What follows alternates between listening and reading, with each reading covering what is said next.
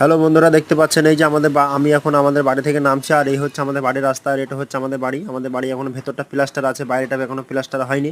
তো আমাদের রাস্তা কেমন জলমগ্ন অবস্থা হয়ে গেছে দেখুন, দুদিন ধরে প্রচণ্ড হারে বৃষ্টি হচ্ছে।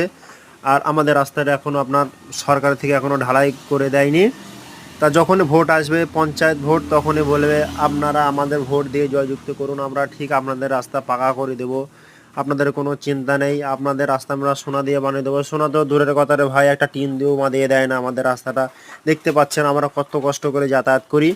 তাই এটা হচ্ছে আমাদের পশ্চিমবাংলা পঞ্চায়েত মেম্বারদের, প্রধানদের 1 নম্বর চরিত্র। ভোট আসলেই ব্যাস আপনাকে দাদা, ভাই, বাবা, কাকা বলবে।